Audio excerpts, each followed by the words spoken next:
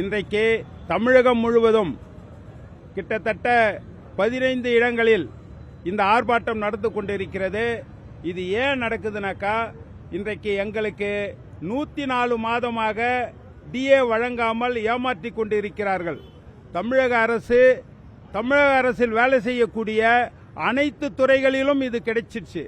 ஆனால் எங்களுக்கு மட்டும் 104 மாதமாக டிஏ உயர்வு என்பது இல்லாமல் கல்லு பிள்ளையார் மாதிரி நாங்கள் கிட்டத்தட்ட 104 மாதமாக இந்த டிஏவை வாங்கிக்கின்னு இருக்கிறோம்.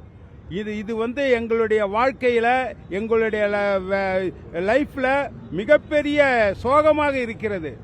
எத்தனையோ பேர், கிட்டத்தட்ட ஒரு 88,000 தொழிலாளர்கள் இன்றைக்கு ஓய்வு பெற்றிருக்காங்க. ஆனால் ஓய்வு பெற்றவர்களில் 33,000 பேர் 10,000க்கு குறைவான பென்ஷன் வாங்கக்கூடியவர்கள் தான் இருக்காங்க. 10,000க்கு குறைவான பென்ஷன் வாங்கக்கூடியவர்கள். அவர்களுக்கு இன்றைக்கு வாழ்வாதாரம் மிகப்பெரிய சவாலாக இருக்கிறது. இன்றைக்கு ஏறி இருக்கக்கூடிய விலைவாசியில் அவங்களால வாழ முடியல. அது அந்த சூழ்நிலை என்று இருக்குது. இதற்காக நாம் கோர்ட்டுக்கு போனோம். கோர்ட்டுக்கு போயிட்டு கோர்ட்டில் வெற்றி அடைஞ்சோம். சுப்ரீம் கோர்ட்டுக்கு போனோம். சுப்ரீம் கோர்ட்லயும் வெற்றி அடைஞ்சிருக்கு.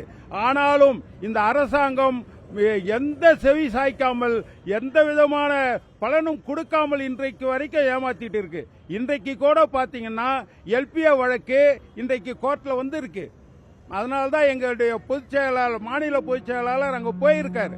அது இருந்தாலும் அந்த வழக்கை உடனடியாக நடத்துவதற்கு இந்த அரசாங்கம் தயாராக இல்லை.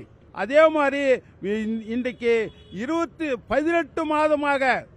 18 மாதமாக இன்னைக்கு ரிட்டையர்ட் ஆனவனுக்கு ஒரு பைசா கூட கொடுக்காம கிட்டத்தட்ட அவனுக்கு ஒரு 20 - 30 லட்சம் ரூபாய் வரைக்கும் கிடைக்கும். அதை 18 மாதமாக கொடுக்காமல் ஏமாற்றி கொண்டிருக்கிறார்கள். அது தொழிலாளியுடைய பணம். இது போக 15,000 கோடி ரூபாயை இந்த அரசாங்கம் கையாடல் பண்ணி இருக்கிறது, எங்களுடைய பணத்தை. அந்த பணத்தை கூட கொடுக்கிறதுக்கு அவங்க தயாரா இல்லை.